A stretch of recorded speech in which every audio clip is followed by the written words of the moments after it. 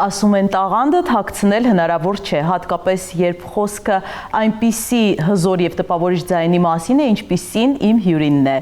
Այսօր զրուցելու եմ տաղանդավոր սիրված երգչուհի Աննա Խաչատրյանի հետ։ Բարև ձեզ, Աննա ջան։ Ողջույն։ Ինչպե՞ս եք։ Լավ, շնորհակալ եմ։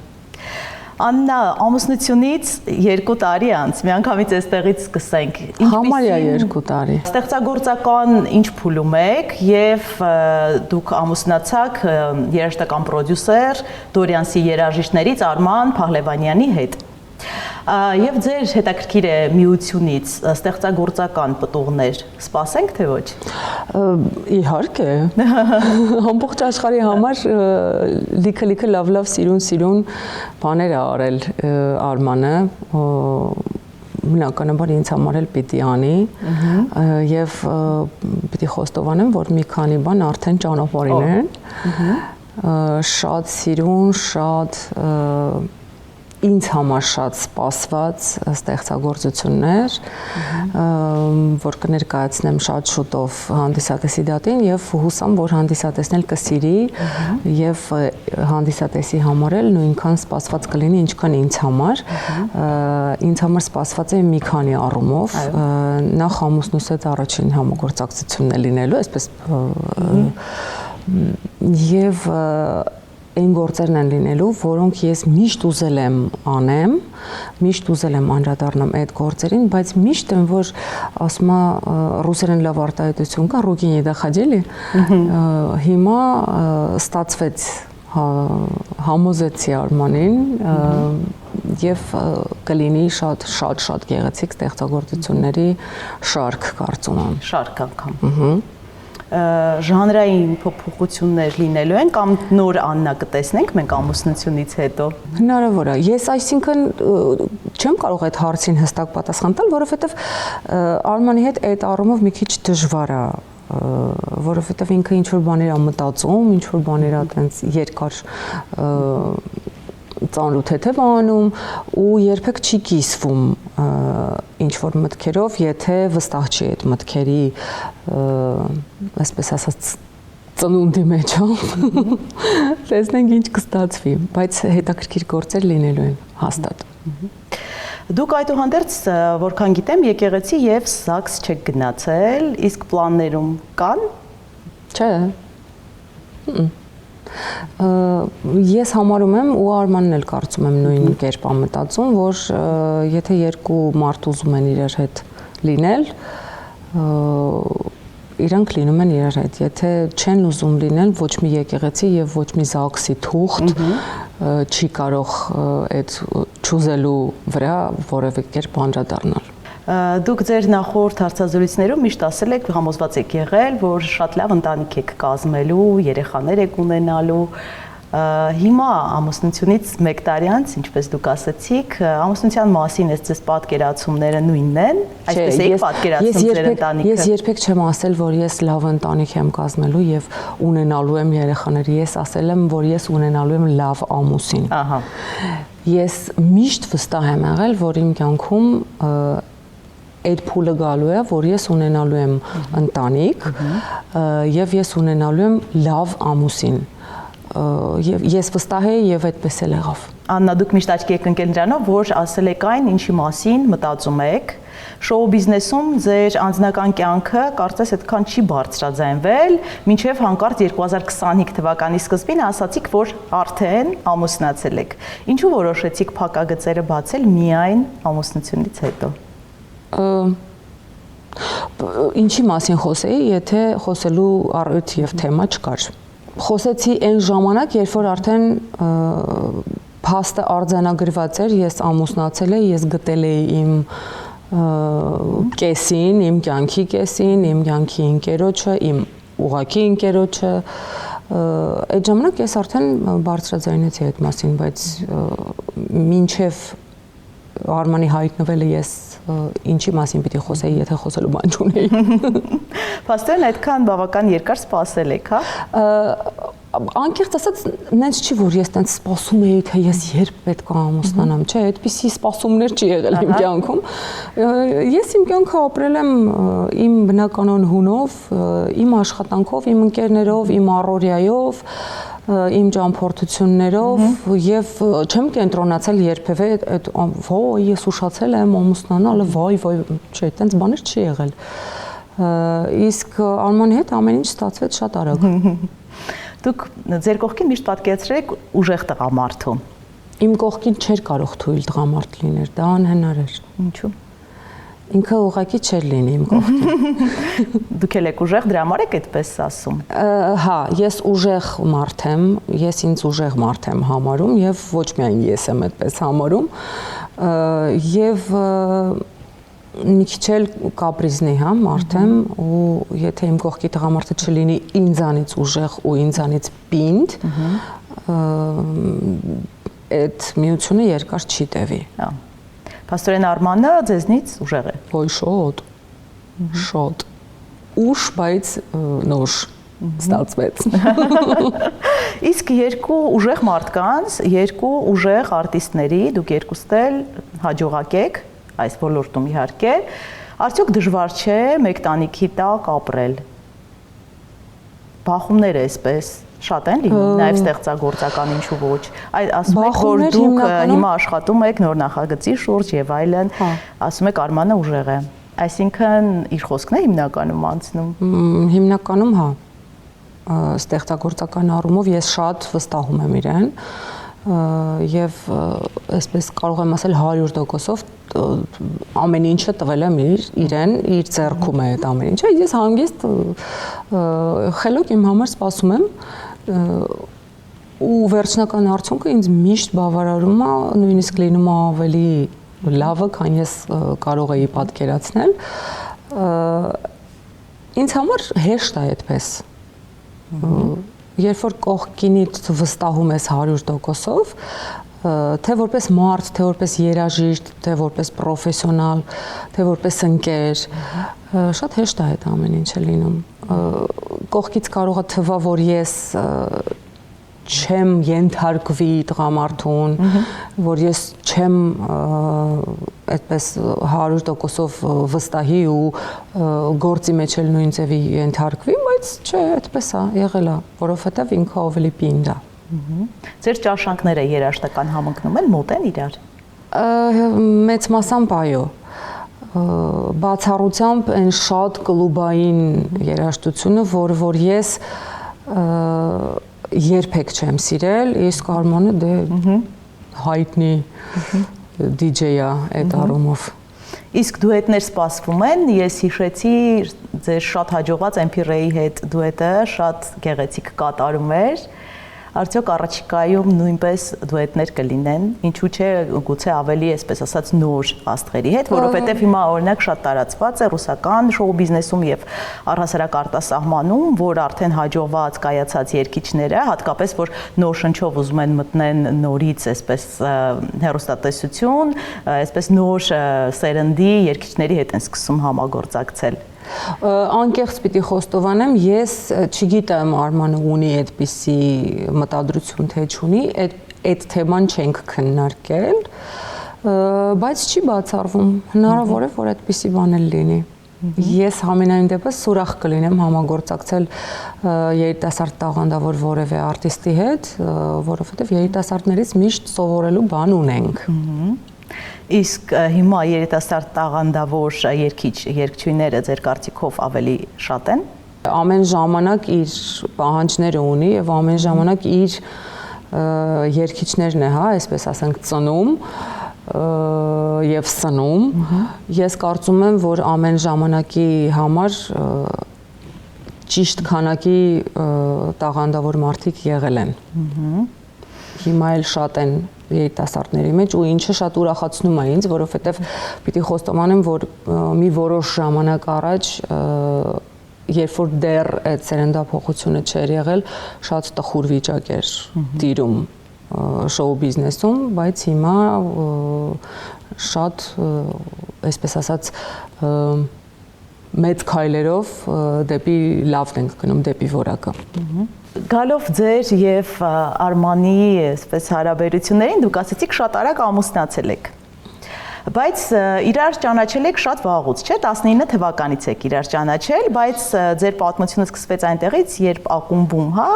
ինքը մոտեցավ ձեզ եւ ասաց Աննա հագնվիր գնում ենք եւ դուք գնացիք թեյ խմելու։ Այդ պահին ձեր ներսում ինչ կատարվեց։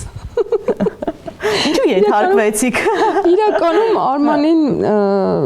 ճանաչել եմ շատ վաղուց, անձամբ չէ, բայց ճանաչել եմ որպես երաժիշտ եւ միշտ հետևել եմ, միշտ հիացել եմ իր աշխատանքներով եւ միշտ ուզեցել եմ նման պրոդյուսերի հետ աշխատել, ու բնականաբար չէի մտածում, որ պիտի ամուսնանամ իր հետ, որտեղ այն ժամանակ Արմանը ամուսնացած էր,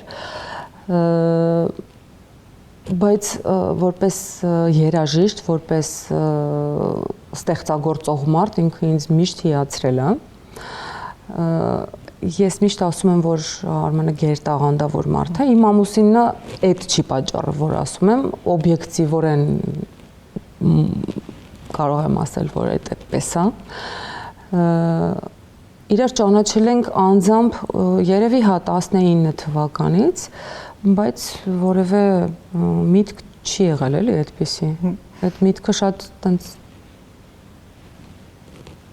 վերևից ընկավ էլի, չգիտեմ,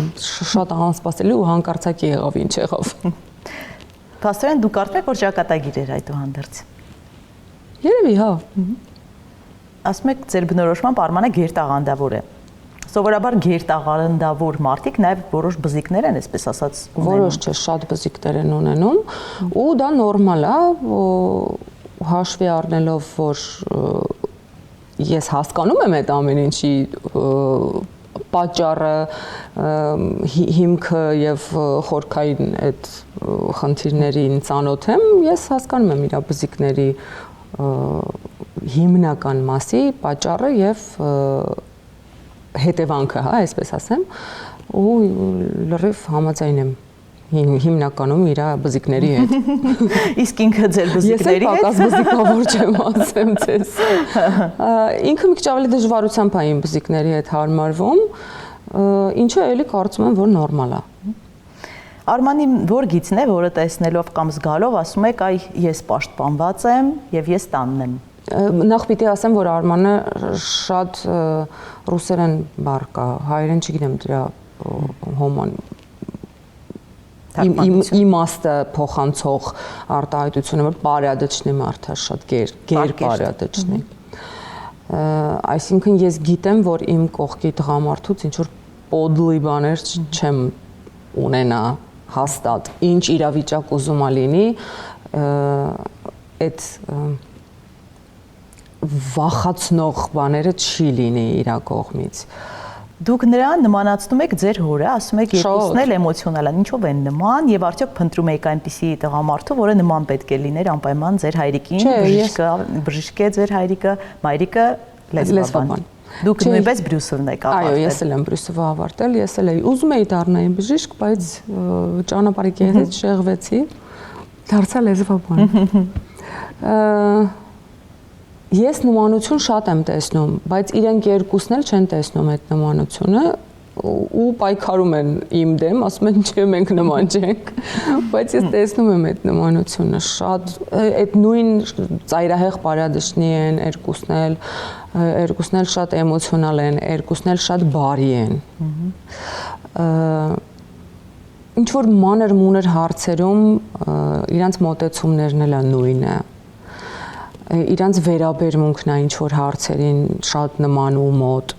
Իրանք այդ չեն տեսնում, բայց ես տեսնում եմ, դա կողքից ավելի տեսանելի է, չէ՞, այդ ամեն ինչը լինում։ Ինչ վերաբերում է պապայի նման մարդու փնտրել, չէ, երբեք չեմ էլ մտածել, որ պապայի նման մարդու փնտրեմ, որովհետև ես համարում եմ, որ մարդիկ բոլորը իրենց տեսակի մեջ եզակի են, ինչ որ նմանություններ կարող է լինի մարդկանց մեջ, բայց որ ասես ես գտել եմ ամուսին, որ իմ հոր պատճենն է, տենց չի լինում։ Ու իմ դեպքում էլ դա պատահաբար է ստացվել։ Երկուսի կողքն էլ ձեզ պաշտպանված եք զգում։ Շատ։ Գուցե դա է հենց պատճառը, որ դուք այդ նմանությունը տեսնում եք։ Գուցե, ես չեմ մանրացել ինչումն է իմ ներքին զգացողության առումով նմանությունը, այդ պաշտպանվածության մասին ընդհանրապես չէի մտածել, բայց հա հնարավոր է։ Գալով ուսանողական տարիներին Բրյուսելը ավարտեցիք եւ ինչպես ստացվեց, որ վերջնական որոշում կայացրեցիք, այն դեպքում, երբ ձեր հայրը բժիշկ էր, որ պարտադիր պետք է դառնաք երգչուհի։ Որքան գիտեմ, ձեր հայրն էլ չէ խրախուսեց ձեզ այս հարցում։ Ես արդեն երգում էի, երբ որ ես ընդունվեցի ինստիտուտ։ Այսինքն այդ ընտրությունը ես արդեն արել էի մինչև ինստիտուտ ընդունվելը եւ ես անկեղծ ասած ուզում էի դառնալ բժիշկ ու քիմիա էի պարապում, կենսաբանություն էի պարապում, որպեսզի ընդունվեմ բժշկական ինստիտուտ, բայց papan ասեց, գիտես ինչ, ավելի լավ է դու ավելի թեթև մասնագիտություն ընտրի, եթե դու որոշել ես երգես, որովհետեւ երգել ու լինել լավ երգչուհի ու լավ բժիշկ կարելի ասել անհամատեղելի կլինի, որովհետև երկու մասնագիտությունն էլ պահանջում են անմնացորդ տրվել այդ մասնագիտությանը։ Չգիտեմ, ես ճիշտ արեցի, papayin լսեցի, չդարձա բժիշկ, թե սխալ արեցի։ Բայց ամենայն դեպս ես չեմ փոշմանում, որ ես լեզուների եմ տիրապետում, ես երբևէ խնդիր չեմ ունեցել կոմունիկացիայի օտար երկրներում, միակ խնդիրը, որ ես ունեցել եմ, դա եղել է Պարսկաստանում, որ անգլերեն չէին խոսում, իսպաներեն չէին խոսում, մի քիչ դժվար էր այդ առումով, բայց մնացած բոլոր երկրներում ես շատ հանգիստ, այսինքն ես ինձ օտար չէի զգում այդ մնացած բոլոր երկրներում, շնորհիվ նրան, որ ես տիրապետում էի լեզուների, հիմա եմ տիրապետում։ Չնայած մի քիչ արդեն մոռացել եմ, որովհետև քիչ եմ օգտագործում, լեզուն էլ այնպիսի բան է, որ չես օգտագործում, մի քիչ բան ես լինում, հետ ես վարժվում, բայց մանկուց սովորած, մանկուց ստացած ինֆորմացիան, որ ուղեղում տենց խորը նստած է, չէ, շատ հեշտ է վերականգնվում, այդ առումով շատ արագ եմ վերականգնվում։ Դուք Ռուսաստանում ապրեցիք վերջին շրջանում։ Ցավոք։ Ռուսերենը փաստորեն վերակենդանացավ այդ կերպ։ Ռուսերենը միշտ կենդանի է եղել ինձ մոտ, որովհետև իմ papayi maman ռուսերենի մասնագետ է եղել ու տենց է ստացվել, որ ես իմ կյանքում ինչքան գեղարվեստական գրականություն կարդացել եմ, ամբողջը եղել է ռուսերեն։ Ես դա միտումնա որ չեմ արել, պատահաբար է այդպես ստացվել, ու բացառությամբ հայ գրականությունը, որը բնօրինակով եմ կարդացել, հիմնականում կարդում եմ ռուսերեն։ Չգիտեմ ինչի է այդպես, երևի տատիկից մնացած ինչ-որ տենց մի բան է, էլի։ Այդ առումով ռուսերենը միշտ ակտուալ է եղել իմ կյանքում։ Կարող ենք ասել, որ Հայաստանից դուրս եւ ոչ մի երկրում չեք պատկերացնում, որ մշտական կարող է գնալ եւ այնտեղ բնակություն հաստատել։ Չէ։ Ես կպած եմ այս հողին։ Չի ստացվում իմ մոտ ուրիշ երկրում ապրել։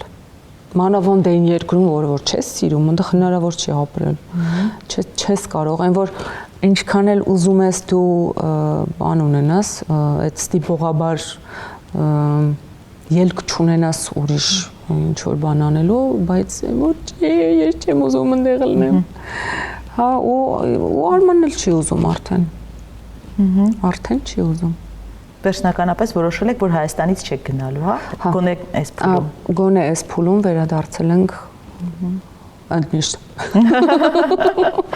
Դուք Երևանում եք ծնվել։ Այո։ Ամենա ձեր սիրած վայրը հետաքրքիր է որն է, որը կառանձնացնեք կամ որտեղ եք սիրում անցկացնել հանգիստը։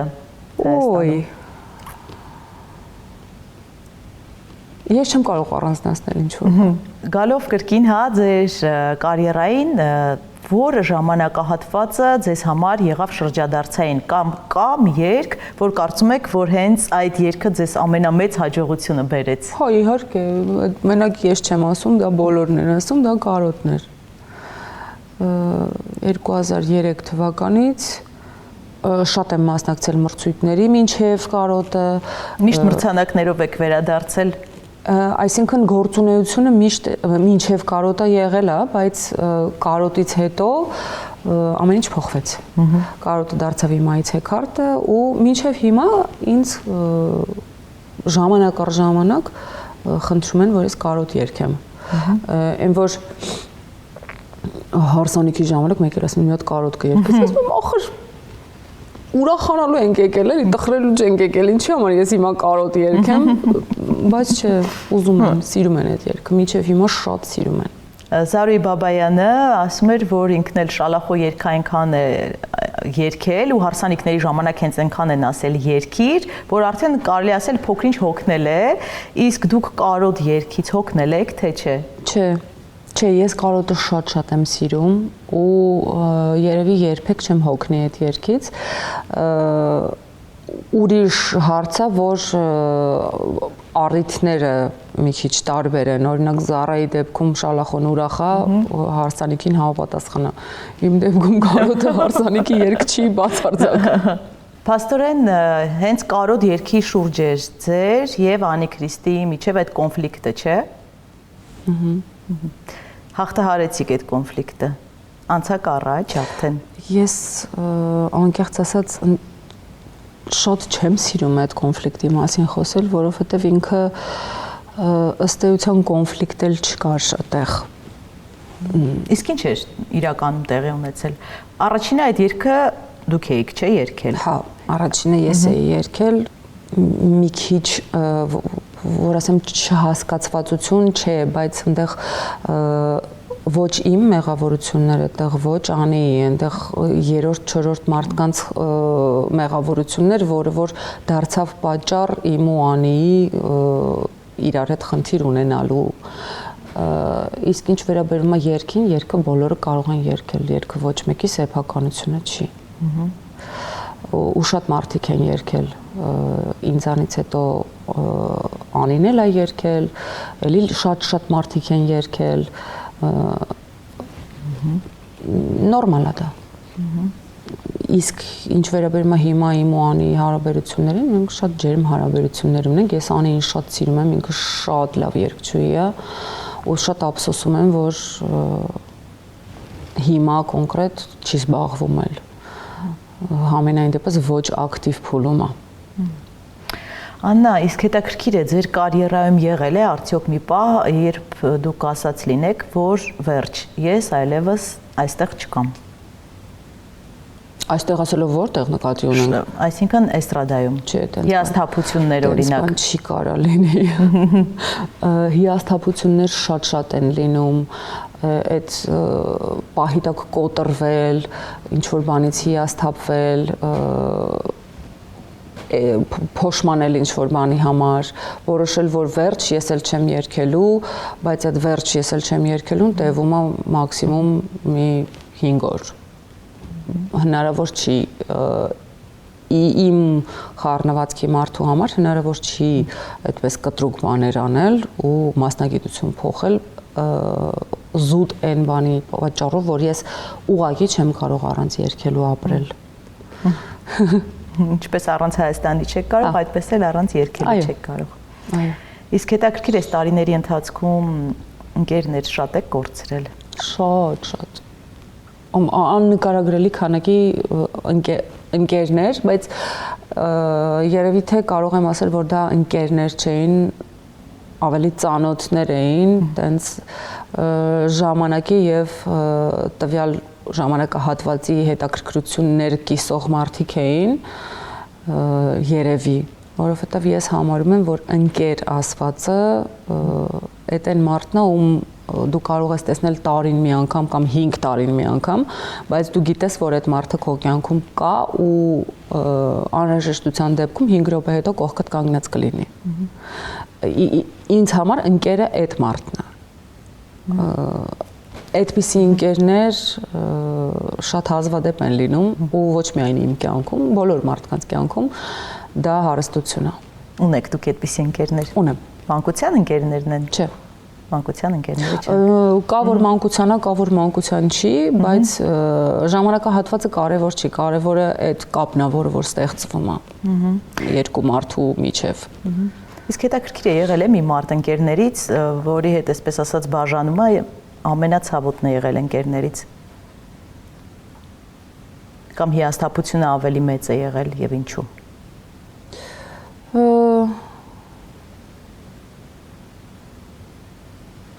եղել է այդպիսի մարդ, ում հետ բաժանումը, ում հետ ընկերության վերջը ես շատ ծանր եմ տարել, այդ մարդու անունը չեմ տալու, երգչուհի է, հայտնի երգչուհի է, ու շատ լավ ընկեր է ինքը, իր բնույթով ինքը շատ լավ ընկեր է, ինձ համար շատ լավ ընկեր է ինքը եղել, ու էլի այդ չհասկացվածության, էլի 3-4 մարդկանց խառնվելը ազդել է։ Մի խոսքով այդ 3-4 մարդկանց ազդեցությունը միշտ շատ վատ է ավարտվում իմ կյանքում։ Չգիտեմ ուրիշների մոտ ոնց է լինում, իմ դեպքում եթե իմ ու որևէ մեկի միջև խնդիր է լինում ու այդ խնդրին անդրադառնում են ուրիշ մարդիկ, ոչ մի լավ բանով դա չի ավարտվում։ Իսկ գուցե հիմա կուզենաք հարաբերությունները վերականգնել եւ գուցե ինչ-որ խոսք ունեք իրեն ասելու առանց անուն տալու։ Ես երբևէ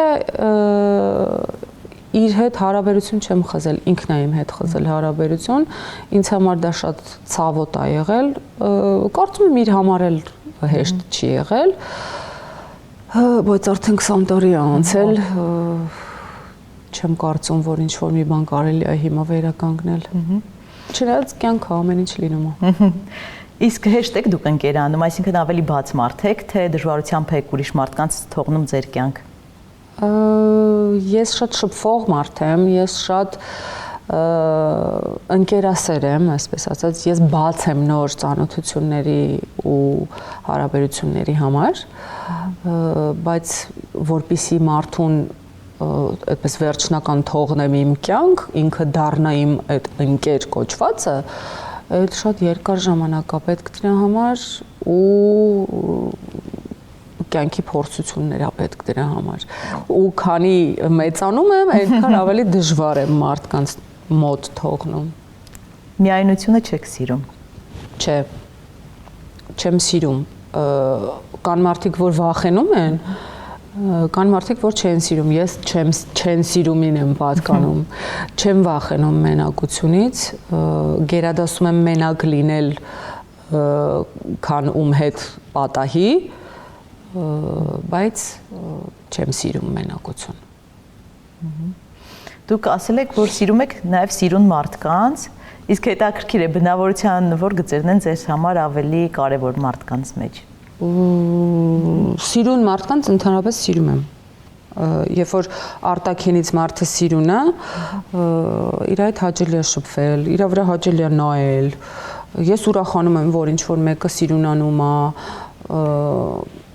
ուզում է քաշ կորցնում է, ավելի ինքնավստահ է դառնում։ Ես երջանիկ մարդկանց եմ շատ սիրում։ Ինձ համար հաճելի է, որ ինձ շրջապատող մարդիկ լավ են, խնդիրներ չունեն, առողջ են, սիրուն են, երջանիկ են, այդ աչքերի փայլը ունեն։ Նորմալ է ինձ թվում, բոլոր բանական մարդիկ էլ ուզում են, որ իրենց շրջապատող մարդիկ լավ լինեն, երջանիկ ու առողջ լինեն։ Իսկ ինչ վերաբերում է ներքին գեղեցկությանը, այդ մի քիչ ավելի նուրբ հարց է։ Ներքին գեղեցկությունը տեսնելու համար պետք է մարդուն շատ լավ ճանաչես։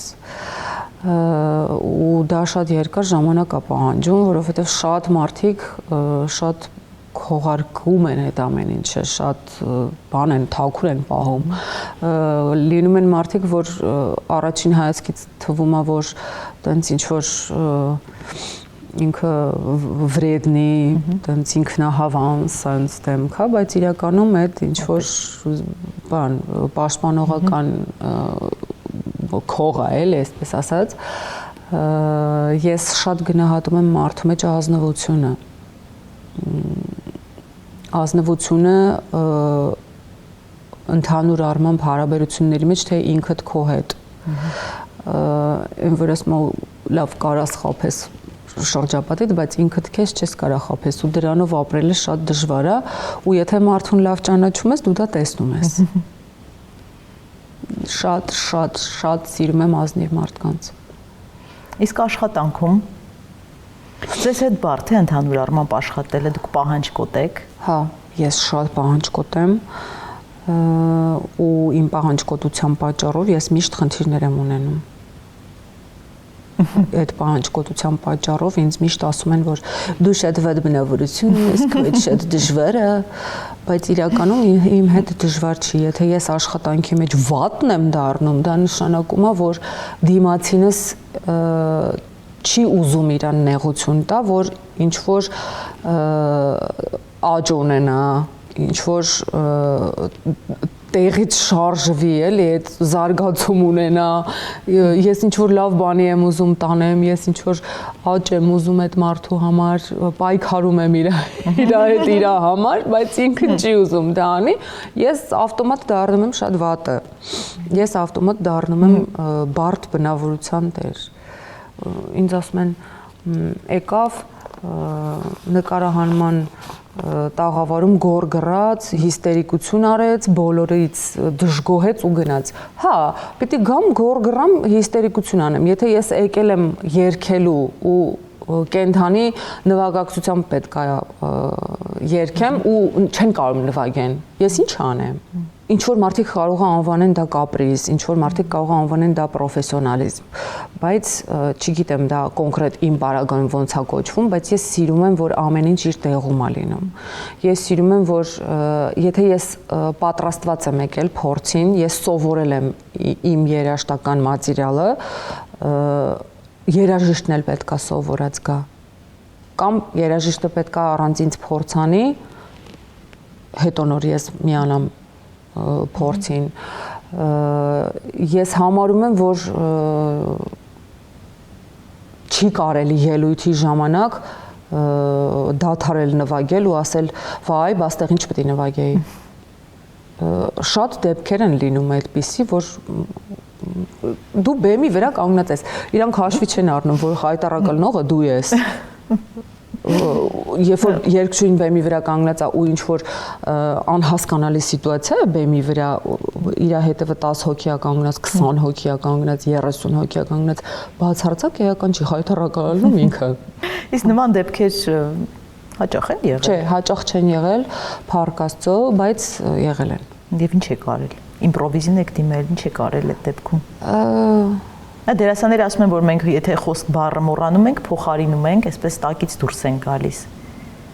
Իսկ եթե երաժշտությունը ասենք դադարում է կամ ինչ-որ։ Երաժշտությունը դադարում է, ես շարունակում եմ երգել, մինչև որ ամբողջությամբ չի կարող դադարել երաժշտությունը, ասենք 5 հոգի բեմի վրա կանգնած լինի, մեկը դադարի, մյուսը կնվագի, ոնց էլ չլինի, բայց դու հասկանում ես, որ ինչ որ մի բան սխալ գնաց, ինչ որ մի բան վատ եղավ, ինչ որ մի բան ճիշտ չգնաց, հա դե լավով է հասկանում, չէ, հանդիսատեսի մեջ կարող է մի հոգի լինի, որ հասկանա, չպետք է տենց լինի։ Աննա, կարող եք առանձնացնել ձեր ամենահաջողված, այսպես ասած, կատարում այդ մեկ օր, որ եղել է, որ դուք համարում եք, որ նմանը չի եղել կամ համերգը գուցեև, որ կարծում եք, որ դա ասենց պիկներ։ Չէ, չեմ կարող տենց առանձնացնել, որ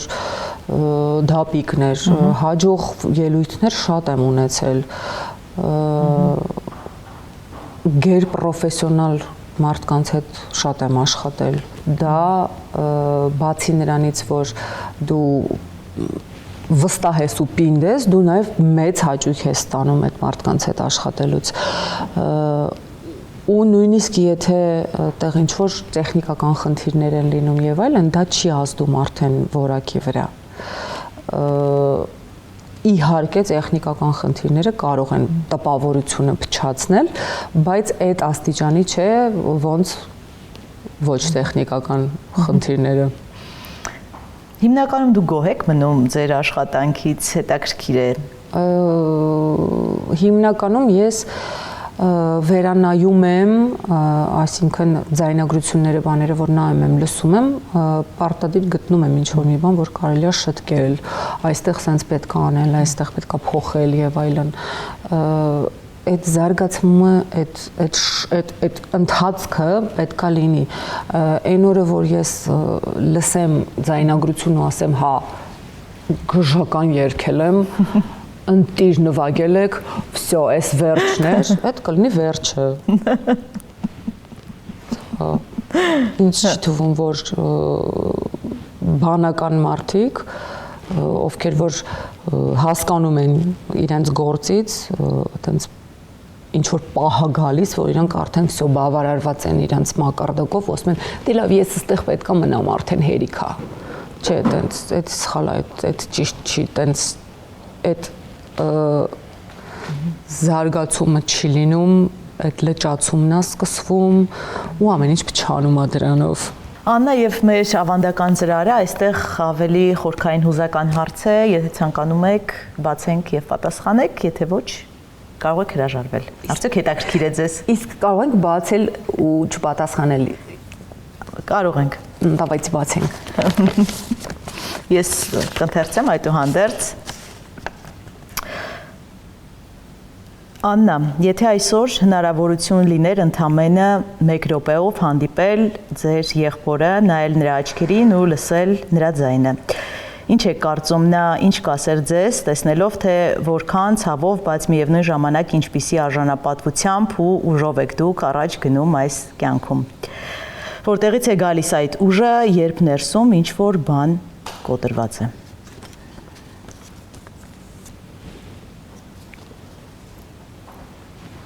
Եղբոր մասին պետք չէր խոսել։ Ինձ համար այդ ամենածանր թեմաներից է։ Չգիտեմ ինչ կասեի իրան ու ինքը ինձ ինչ կասեր, բայց կարոտել եմ շատ։ Այդքանը։ Շատ լավ, այսքանով մենք սահմանափակենք մեր թեման, ձեզ ինչև հիմա էլ իհարկե այդ ցավը այնպիսին է, որ դժվար է խոսել այդ թեմայով եւ որ ասում են, որ կորում է ցավը, այդպես չի։ Չի, երբեք չի կորում այդ ցավը։ Կարող է մի քիչ բթանա, բայց չի կորում։ Երբեք չի կորում։ Ոնց կարող է կորի։ Քո կյանքի մի մասն է այդ եղել, ոնց կարող է կորի։ Ոնց չես կարող մոռանալ այդ ամեն ինչը, անհնար է։ Աննա, դուք շատ ուժեղ եք։ Ձեր կյանքի հետաքրքիր է ուժը որտեղից եք վերցնում։ Չգիտեմ։ Չգիտեմ, այդ հարցին ոչ ոք չի կարող պատասխանել, երևի ինքը ինձ սիրում է։ Հաստատ։ Հա։ Աննա, իսկ ունեք մի նշանաբան կյանքում կա, մի նշանաբան կամ չգրված կանոն, թեորեմ, որով առաջնորդվում եք։